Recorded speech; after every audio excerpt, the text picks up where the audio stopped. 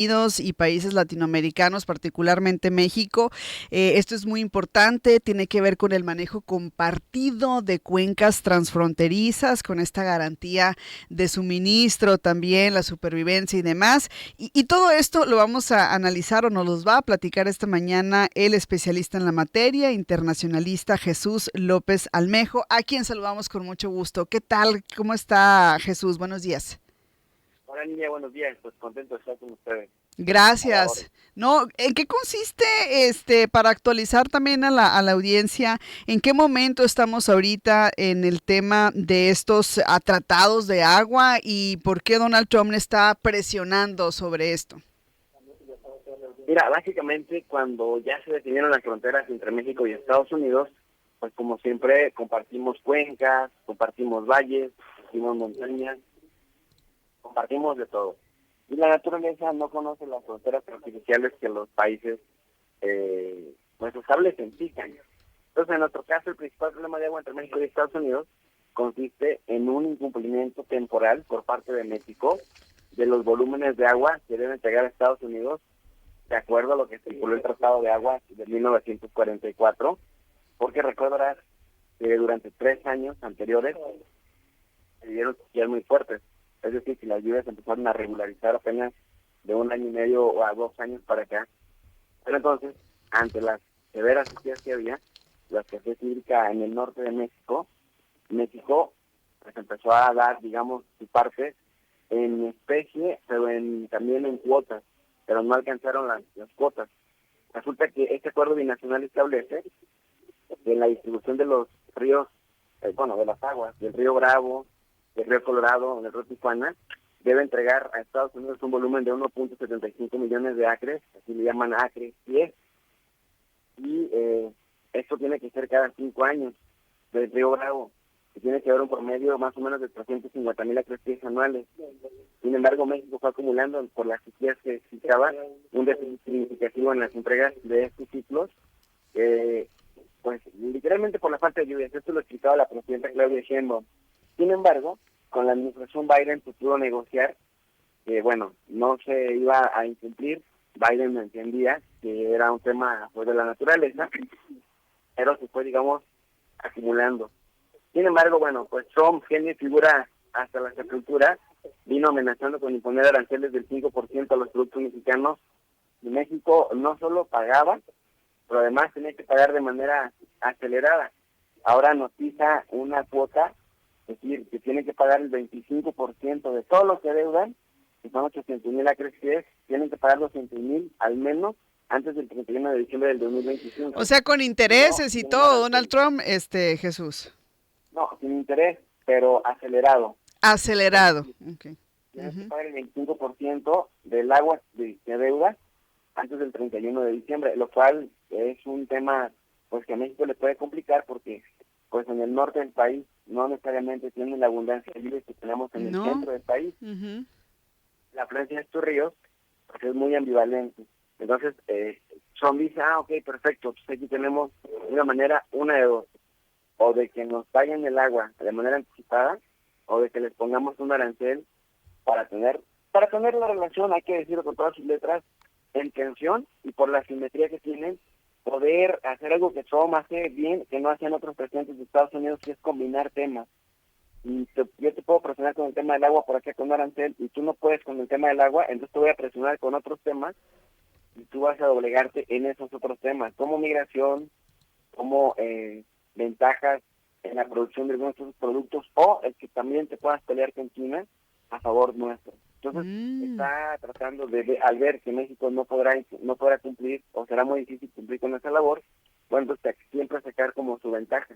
Pero bueno, ya la presidenta Sheinbaum dijo que esto, que la Conagua lo estaba revisando y que de alguna manera iban a ver la manera de que sin afectar el abasto nacional mexicano, México pudiera cumplir, quizás no en tiempo y forma, pero cumplir con la mayor cantidad de compromiso de este acuerdo del 44. Y bueno, algo bien importante, pues también aquí juega un papel importante la nueva ley de aguas nacionales que está también en juego.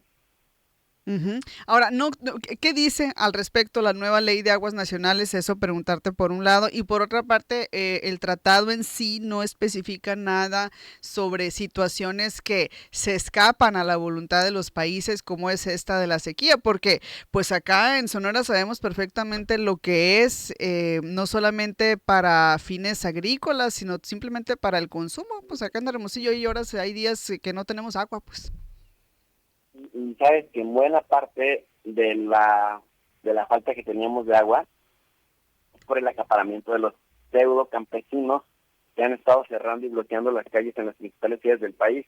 Y digo pseudo campesinos porque en realidad son los terratenientes, los históricos caciques, a los que se les dieron concesiones en otras administraciones anteriores del PRI y del PAN, y que ahora Ujú, sienten que van a perder el privilegio de seguir explotando las aguas para sus monocultivos o sus grandes cultivos.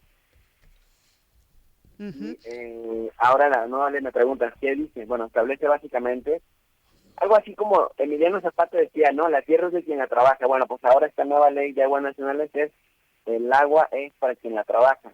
No se les quita ninguna concesión a ninguno de estos pseudocampesinos que en realidad son los terratenientes acaparadores del agua.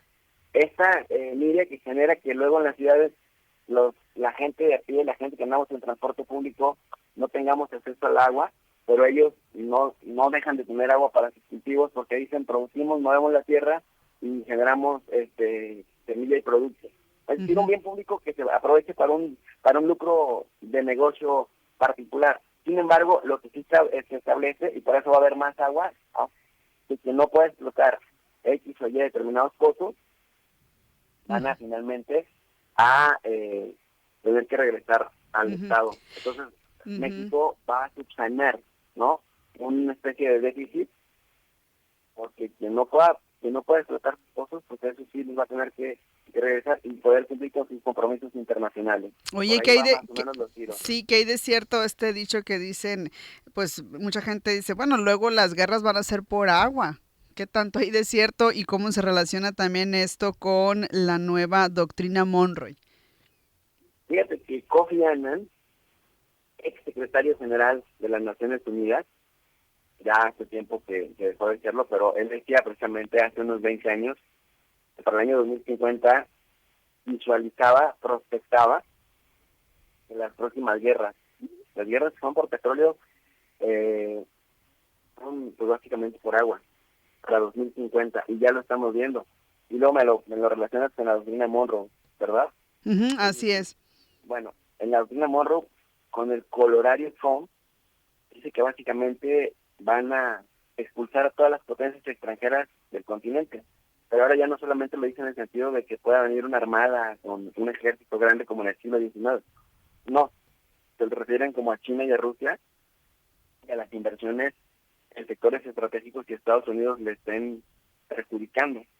Entonces es tomarse por la fuerza los negocios principales de los países de América Latina y para eso necesitan poner y gobiernos títeres que favorezcan a Estados Unidos por un lado o gobiernos que no sean títeres pero que no se pongan a hacer negocios con Estados Unidos como prioridad, sacando a China y a Rusia de los mercados latinoamericanos y ahí por supuesto que las aguas juegan un papel determinante, Ujú, que era un lo que papel esencial. comentabas ahorita, ¿no? Suponemos que eso es lo que van a tratar de hacer con México, presionar para que en ciertos acuerdos pues no los haga con China.